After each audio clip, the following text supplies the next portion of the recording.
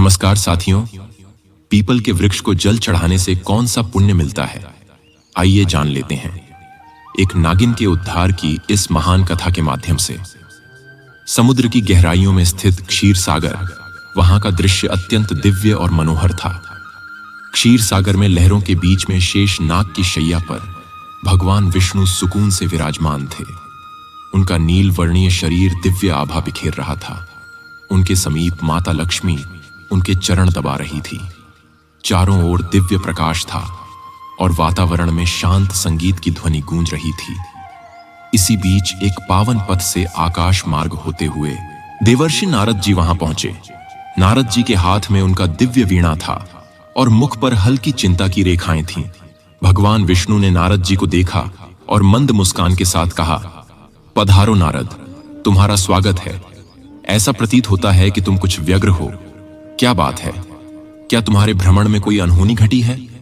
नारद जी ने अपना शीश झुकाकर भगवान विष्णु जी को प्रणाम किया और कहा, हे प्रभु, मैं अभी अभी पृथ्वी लोक से लौट कर आ रहा हूं।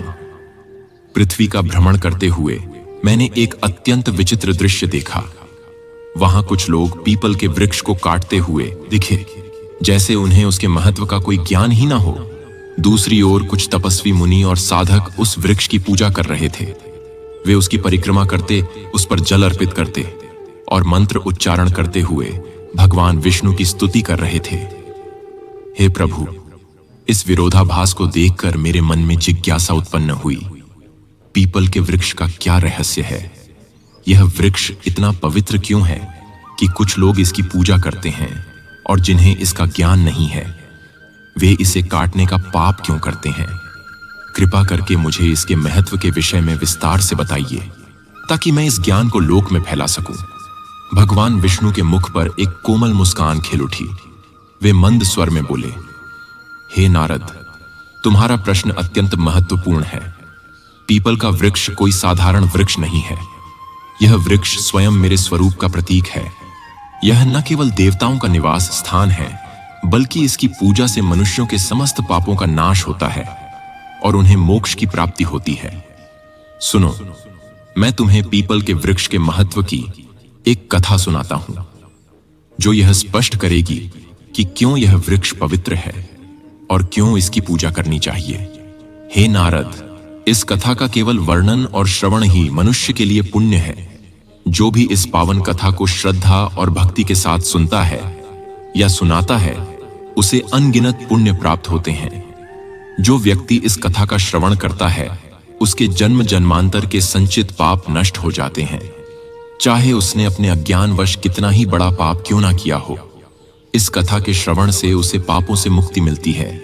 इस कथा को सुनने वाला मनुष्य अपने पितरों का आशीर्वाद पाता है, उसके पूर्वज संतुष्ट होते हैं और उसे सुख, समृद्धि और शांति का वरदान देते हैं। इसके फलस्वरूप पितरों के ऋण समाप्त होते हैं और उनके मार्ग में आने वाली बाधाएं दूर होती हैं। इस कथा को सुनने वाला मनुष्य अपने घर में दुर्भाग्य, दरिद्रता और कष्टों को दूर करता है। उसके परिवार में सुख, समृद्धि और लक्ष्मी का वास होता है। उसका जीवन सदा मंगलमय रहता है। यदि किसी स्त्री पुरुष को संतान सुख की प्राप्ति में बाधा हो रही हो, तो वह इस कथा को श्रवण करके पीपल के वृक्ष की पूजा करें, तो उसे संतान सुख की प्राप्ति अवश्य होती है। नारद जी ने आनंद और जिज्ञासा से कहा, प्रभु, मैं ध्यान पूर्वक सुन रहा हूं, कृपया इस कथा का वर्णन कीजिए। भगवान विष्णु ने कहा, हे नारद, पूर्व काल की बात है। एक अत्यंत गरीब व्यक्ति रहता था, जिसका नाम हरिदास था। हरिदास ईमानदार और परिश्रमी था, परंतु उसका जीवन अत्यंत कठिनाइयों से भरा हुआ था। वह जंगल से लकड़ियां काटकर उन्हें बेचता और जैसे तैसे अपने परिवार का भरण पोषण करता था। उसका परिवार बड़ा था। बूढ़े माता पिता, उसकी पत्नी गायत्री और 3 छोटे छोटे बच्चे थे। हरिदास दिन रात मेहनत करता, फिर भी परिवार के लिए पर्याप्त भोजन जुटाना मुश्किल हो जाता था। उसके घर में किसी भी प्रकार का धार्मिक कार्य नहीं होता था और ना ही देवताओं की पूजा अर्चना होती थी। हरिदास को शास्त्रों और धार्मिक महत्व के विषय में कुछ भी ज्ञान नहीं था। एक दिन हरिदास ने अपने हाथ में कुल्हाड़ी लिए जंगल की ओर निकल पड़ा। वह सुबह से ही जंगल के एक एक कोने में घूमता रहा, पर उससे लकड़ियां तो दूर एक भी सूखा पेड़ नहीं मिला। उसकी थकान बढ़ती जा रही थी और सूर्य अपनी मध्य अवस्था में चमक रहा था। हरिदास को चिंता सताने लगी कि यदि वह आज लकड़ियां नहीं ले गया तो घर में चूल्हा नहीं जलेगा। भूख और प्यास से व्याकुल होकर वह जंगल में और आगे बढ़ने लगा। जंगल का यह भाग अत्यंत भयानक था। ऊंचे ऊंचे वृक्ष, घनी बेलें और झाड़ियों ने सूरज की रोशनी तक को धरती पर आने से रोक रखा था। जगह जगह सर्प, बिच्छू और अन्य हिंसक जीवों के खतरे भी दिखाई देते थे, परंतु हरिदास की विवशता उसे वहां तक खींच लाई थी। बहुत देर तक भटकने के बाद अचानक उसकी नजर एक विशाल वृक्ष पर पड़ी। वह वृक्ष अपने चारों ओर एक अजीब सी आभा बिखेर रहा था। उसकी शाखाएं मानो आकाश को छू रही थीं और उसकी जड़ें धरती को गहराई से बांध कर रखे हुए थीं। यह पीपल का वृक्ष था। हरिदास ने मन ही मन सोचा, अरे वाह, कितना बड़ा और मजबूत वृक्ष है। यदि मैं इसकी कुछ टहनियां काट लूं तो आज का काम बन जाएगा। फिर उसने कुल्हाड़ी को मजबूती से थामा और वृक्ष के पास पहुंच गया। वृक्ष के नीचे खड़ा होकर उसने एक क्षण के लिए इधर उधर देखा और कुल्हाड़ी को ऊपर उठा लिया। जैसे ही वह कुल्हाड़ी से वृक्ष पर आघात करने वाला था, तभी एक भयंकर आवाज गूंज उठी जो किसी स्त्री की सी प्रतीत हो रही थी।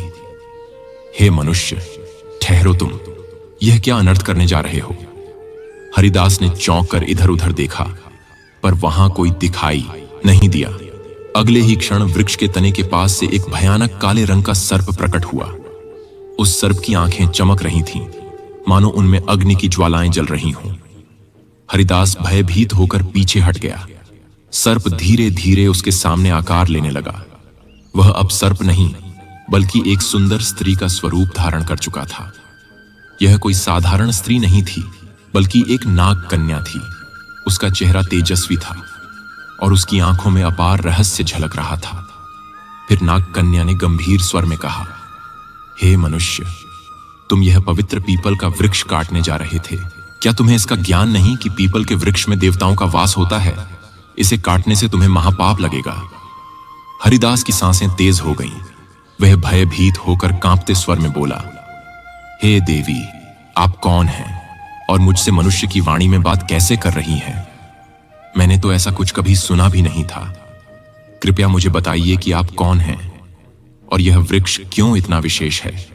नाग कन्या मुस्कुराई और बोली, हे मनुष्य, मैं इस पीपल के वृक्ष की रक्षक हूं। मेरा नाम नागिनी सुरसा है। यह वृक्ष मेरे लिए बहुत प्रिय है, क्योंकि इसी वृक्ष में मेरा वास है। और बात यह है कि इस वृक्ष के साथ मेरा यह जुड़ाव केवल इस जन्म का नहीं है, बल्कि यह एक पुरानी कथा का परिणाम है। सुनो, मैं तुम्हें अपने पूर्व जन्म की कथा सुनाती हूं। यह कहते हुए नाग कन्या सुरसा का चेहरा गंभीर हो गया। उसकी आंखों में अतीत का एक गहरा रहस्य चमक उठा। हरिदास विस्मय और जिज्ञासा से उसकी ओर देखने लगा, क्योंकि यह सब उसके लिए अत्यंत अद्भुत और विचित्र था। नाग कन्या ने अपना वृतांत आरंभ किया। नाग कन्या ने गहरी सांस ली और हरिदास की ओर देखते हुए कहा, हे मनुष्य, पिछले जन्म में मेरा नाम सुमति था। मैं एक प्रतिष्ठित वैश्य परिवार में जन्मी थी। मेरे पिता एक धनवान व्यापारी थे और मेरे विवाह का आयोजन उन्होंने बड़ी धूमधाम से किया। मेरा विवाह एक पुण्यात्मा और ज्ञानी वैश्य पुत्र से हुआ, जिसका नाम धर्मपाल था।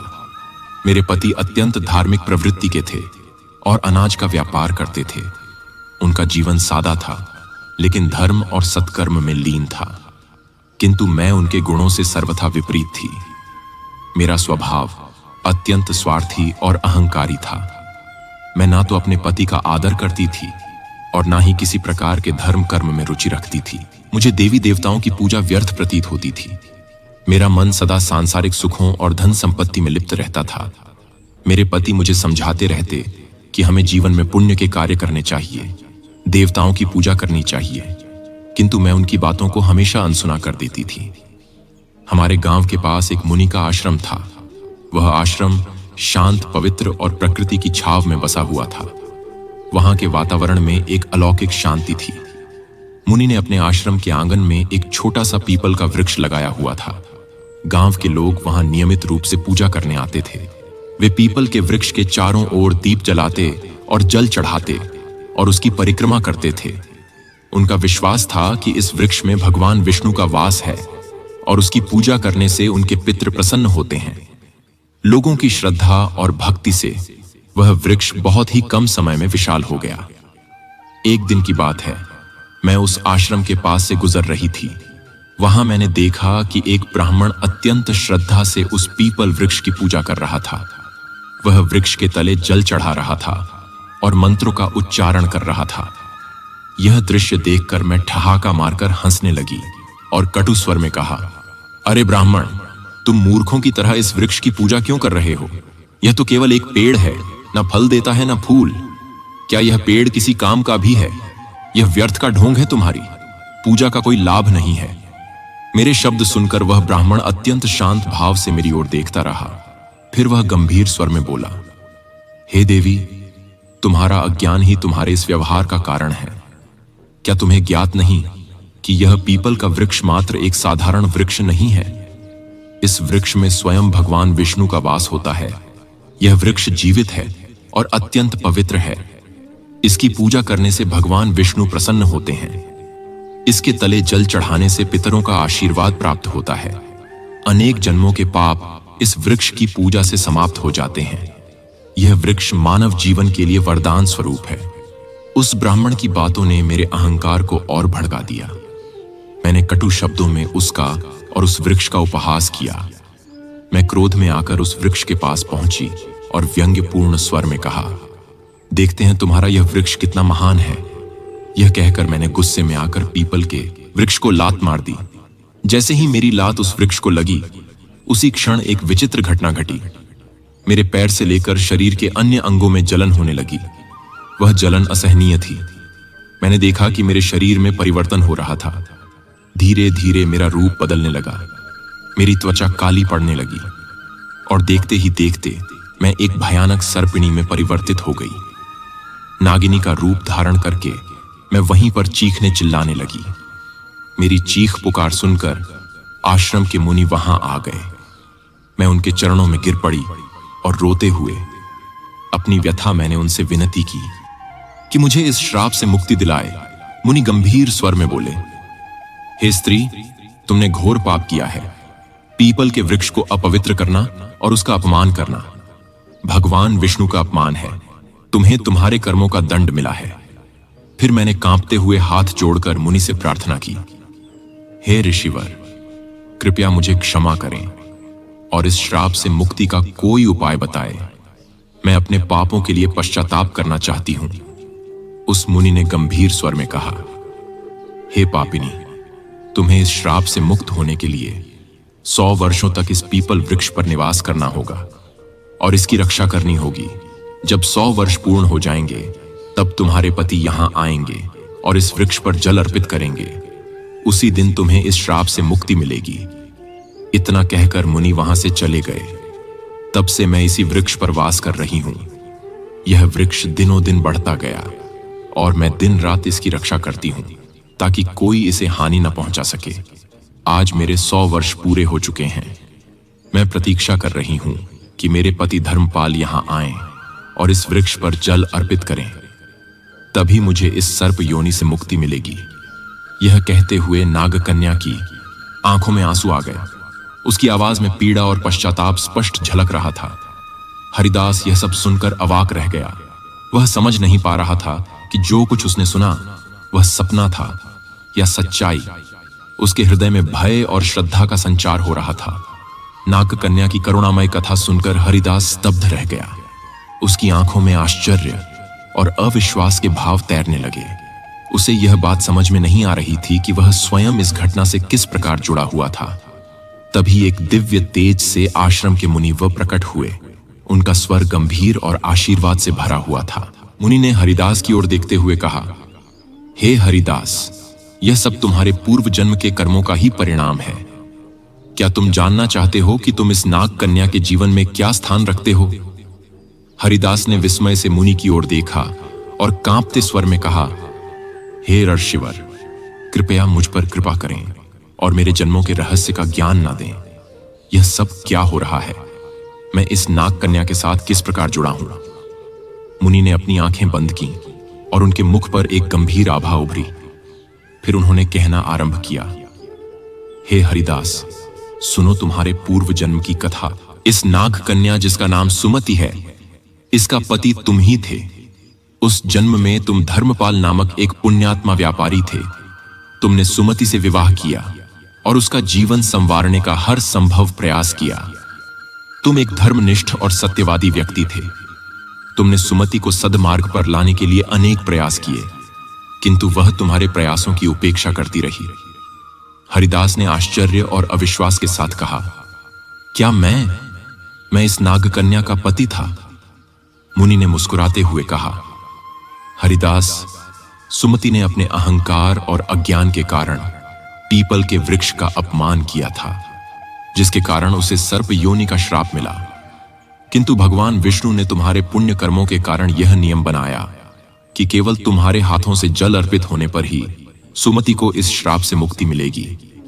तुम यहां तक केवल अपनी नियति के कारण आए हो। तुम्हारा आज यहां आना संयोग नहीं है, बल्कि यह विधि का विधान है।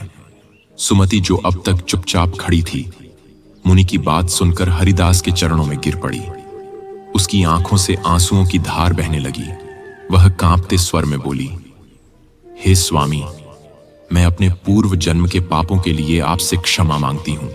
मेरे अहंकार और अज्ञान के कारण मैंने आपको दुख पहुंचाया और इस पीपल वृक्ष का अपमान किया। किंतु आज मैं आपसे एक बार फिर प्रार्थना करती हूं, कृपया इस पवित्र वृक्ष पर जल अर्पित कर मुझे इस श्राप से मुक्त करें। हरिदास की आंखों में करुणा भर आई। उसने नागकन्या के प्रति कोई क्रोध या घृणा नहीं दिखाई, बल्कि उसके हृदय में श्रद्धा और सहानुभूति का भाव जाग उठा।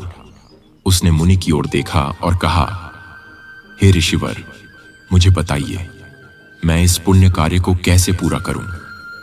मुनि ने हरिदास को पीपल वृक्ष के पास ले जाकर कहा, हे वत्स, इस वृक्ष पर श्रद्धा से जल अर्पित करो और भगवान विष्णु का स्मरण करो।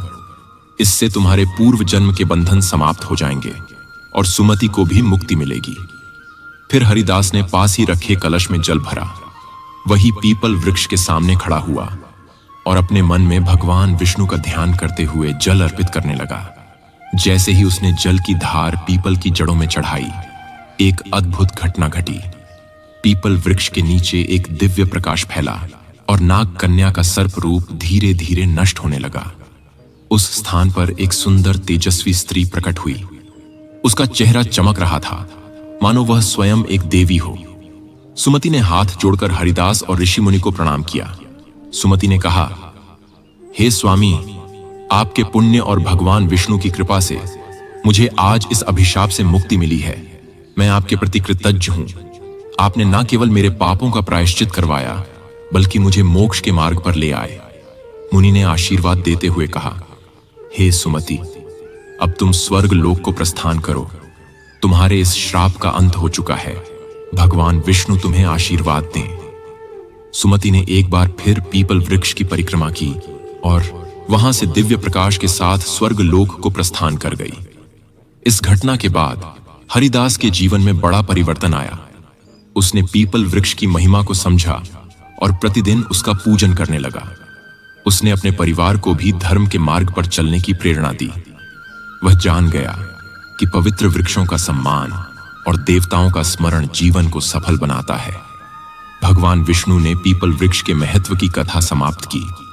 उनके मुख पर करुणा और दिव्यता का तेज झलक रहा था। देवर्ष नारद जी अत्यंत भाव विभोर होकर बैठे थे। उन्होंने भगवान विष्णु की स्तुति करते हुए कहा, हे प्रभु, आपने पीपल वृक्ष की महिमा और यह कथा सुनाकर मेरी जिज्ञासा को शांत किया। मैं धन्य हो गया। इस कथा से यह स्पष्ट हुआ कि मनुष्य अपने अज्ञान और अहंकार के कारण ही पाप के मार्ग पर चलता है, किंतु आपकी कृपा से ही उसका उद्धार संभव है। यह वृक्ष न केवल पवित्र है, बल्कि स्वयं आपका दिव्य स्वरूप है। भगवान विष्णु मुस्कुराते हुए बोले, हे नारद, यह सत्य है। पीपल का वृक्ष सृष्टि का जीवन है। इसकी जड़ में मैं स्वयं निवास करता हूं। तने में भगवान शिव का वास है और शाखाओं में ब्रह्मा का। इस वृक्ष की पूजा करने से मनुष्य त्रिदेव का आशीर्वाद प्राप्त करता है।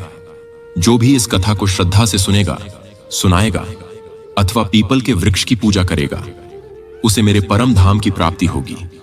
उसके समस्त पापों का नाश होगा और उसे जीवन में सुख शांति तथा परलोक में मोक्ष का आशीर्वाद मिलेगा। नारद जी ने कहा, हे प्रभु, मैं अविलंब पृथ्वीलोक पर जाऊंगा और इस कथा का प्रचार करूंगा। मैं लोगों को यह बताऊंगा कि पीपल के वृक्ष का अपमान नहीं करना चाहिए। इसकी पूजा करके वे आपके सानिध्य को प्राप्त कर सकते हैं। तो प्रिय साथियों, इस प्रकार से भगवान विष्णु ने नारद जी को पीपल के वृक्ष की महिमा सुनाई है। हमें उम्मीद है कि आपको भी यह कथा पसंद आई होगी। साथियों, वीडियो को लाइक जरूर करें और कमेंट में जय श्री हरि विष्णु अवश्य लिखें। साथ ही गीता शब्द चैनल को सब्सक्राइब भी जरूर करें। आप सभी का धन्यवाद।